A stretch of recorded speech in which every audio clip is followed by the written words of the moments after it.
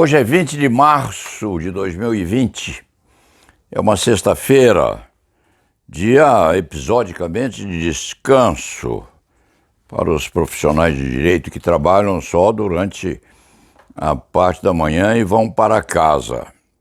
Dentro dessa perspectiva, este velho escriba de direito penal e processo penal está em casa.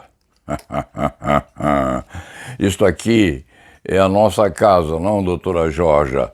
A doutora Jorja é minha primeira assistente, é duplamente mestre, é mestre em Direito Penal pela Universidade de São Paulo e mestre também pela Universidade de Lisboa. E traz maior respeitabilidade a este escritório, porque no tempo em que este criminalista começou a advogar, lá nos idos de 1957, há 60 anos, não havia pós-graduação praticamente. Pós-graduados eram todos, era o produto da experiência ou do aprendizado na prática. A doutora Jorge é mestre em Direito Penal e Processual Penal pela Universidade de Lisboa e pelo Largo de São Francisco, aqui em São Paulo. Estava aqui a trabalhar e este escriba resolveu fazer o seu site diário, embora ela esteja ocupada com os trabalhos que nós temos que terminar, porque essa infecção, coronavírus, etc., respeita prazos, mas em termos. Os nossos presos estão lá 24 horas por dia, com ou sem vergastamento dos prazos pelos tribunais e pela legislação adequada. 24 horas de prisão são coisas terríveis. E a doutora Jorge estava a examinar exatamente aquilo que aconteceu aí há uns dias atrás, quando o Instituto Brasileiro de Defesa do Direito de Defesa, se este escriba estiver errado, que o digam, impetrou, pelas mãos do criminalista experiente, vetusto e muito corajoso, Antônio Cláudio Maria de Oliveira e outros advogados, impetraram uma medida ao Supremo Tribunal Federal no sentido de se liberalizar um pouco a situação daqueles milhares de presos que nós temos no país. Nós temos 800 mil presos no Brasil.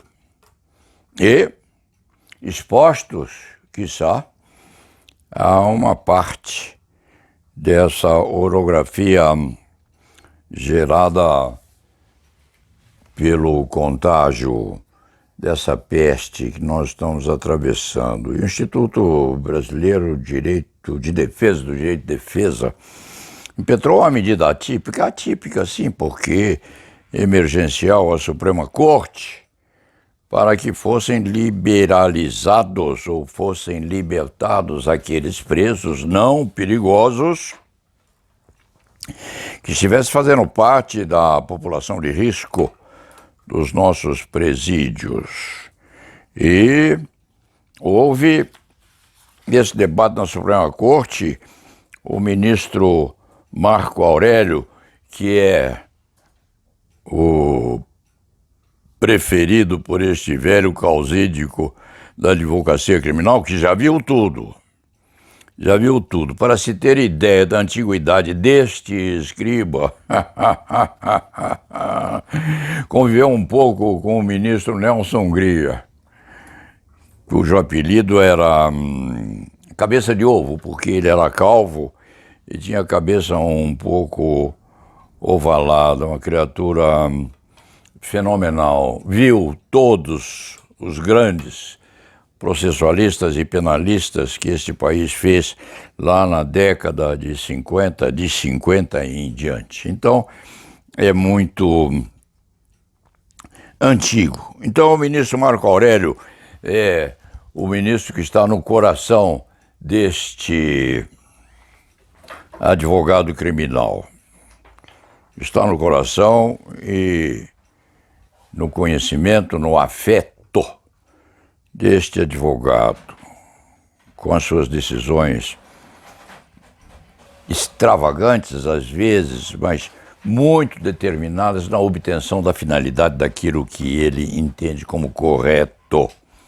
E o vice-ministro que está no coração deste advogado criminal velho, é o ministro Gilmar Mendes. Independentemente do respeito, da consideração que este advogado tem por todos aqueles que integram o Supremo Tribunal Federal, são os dois que estão mais próximos deste advogado, que se pudesse, se não houvesse as restrições desta semana complicadíssima, e se este advogado criminal fosse mais próximo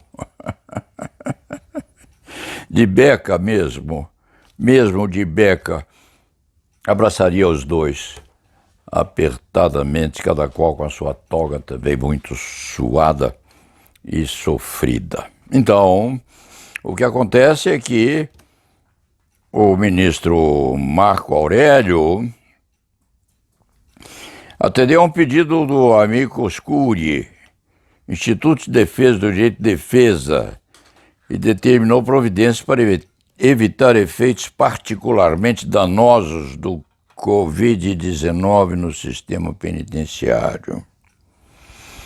E o advogado Davi Tangerino, escrevendo no Consultor Jurídico, simplifica a questão. A superpopulação carcerária, diz ele, faz com que a propagação do Covid-19 se dê com escala sem comparação a outros meios ou grupos sociais. E Marco Aurélio determinou em liminar a liberdade condicional para presos com 70 anos ou mais. Depois mandou que se desse regime domiciliar para portadores de HIV e outras doenças graves suscetíveis de agravamento a partir do contágio. E regime domiciliar a gestantes e lactantes, atendendo à determinação legal expressa. E veio embora. E o ministro Marco Aurélio determinou, sim, essas coisas em liminar. E foi vencido depois pelo plenário por 6 votos a 2. É possível que este escriba se engane, mas parece que foram 6 horas a 2. 6 votos a 2. 6 contrários e 2 de Marco Aurélio e o ministro Gilmar Mendes favoráveis. E não se colocaria qualquer em liberdade, haveria restrição.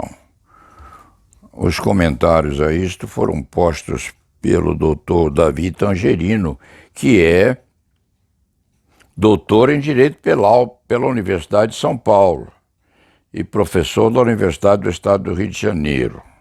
Hoje em dia, a qualificação dos jovens é importantíssima para a unção da qualidade intelectual dos advogados, repita-se. E por que o ministro Marco Aurélio se preocupava com isto? Este escriba deve dizer a todos aqueles que o veem e que o ouvem: hoje não se pode sair de casa, com o privilégio de estar em casa.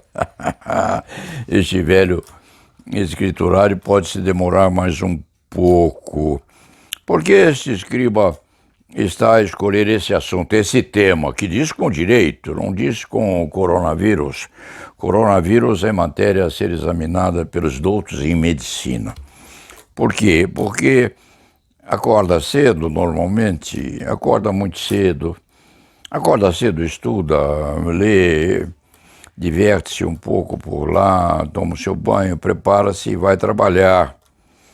E hoje, este escriturário de direito penal acordou cedinho, como costuma acontecer, e pôs a serem ouvidas muitas músicas deixadas ou oferecidas aos brasileiros por um moço chamado Francisco Buarque de Holanda.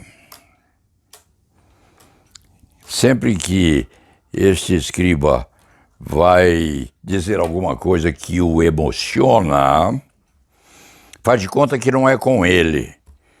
Então, fazendo de conta que não é com este escriba, ele diz que sim, ouviu as músicas de Chico Buarque hoje de madrugada, 4 horas da manhã, e pensou em coisas boas, coisas alegres, coisas emocionais no sentido super desenvolvido para que nós tivéssemos um dia melhor hoje.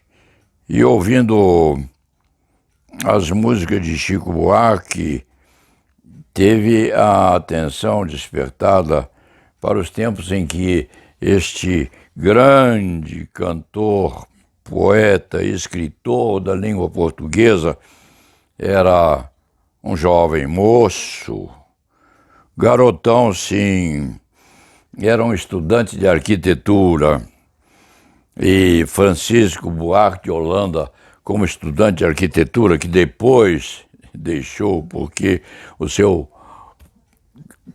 capacitamento a arquiteto, dizia e diz ainda, com o coração das pessoas e não com as construções em cimento e concreto armado. O Chico Buarque, enquanto estudante, deixou ou pôs no mundo uns versos muito bonitinhos. Dizia ele, e o escriba vai fazer de conta que é com outros, não é com ele, escriturário de direito penal. Dizia Chico Buarque, dizia Chico Buarque, eu quero ser um dia numa só canção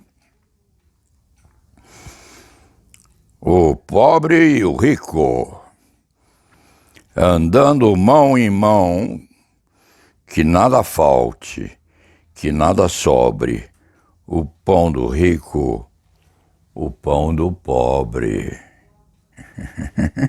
E isso tudo esse escriba viu e recordou enquanto estava a se aprumar para vir ao trabalho em casa. Repita-se.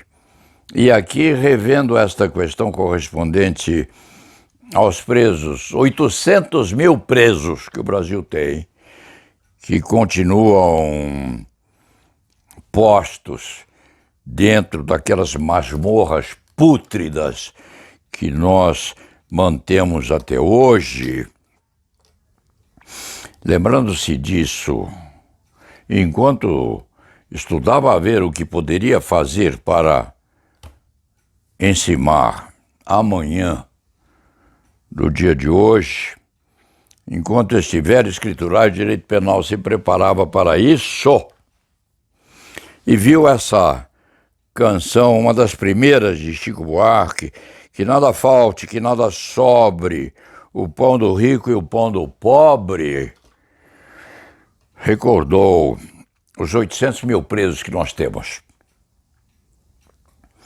Sofridos, sim, separados das famílias, às vezes, ou a maior parte das vezes, com justiça e com justeza, mas, de qualquer maneira, sofrendo selvagemmente essa preocupação com os seus, mais do que a preocupação com a própria pele, e viu essa decisão da Suprema Corte denegando, por maioria, a liminar do ministro Marco Aurélio, que não era aquela decisão desacertada a prejudicar a segurança do nosso povo, não.